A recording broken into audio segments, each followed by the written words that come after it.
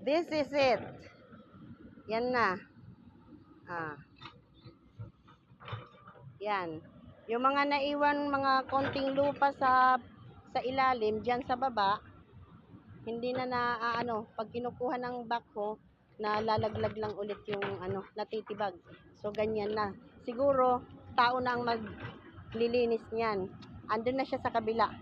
Starting as of, wait lang, ang oras ay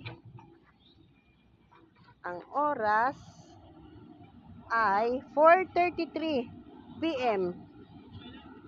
Nagsa-start na siya sa kabila.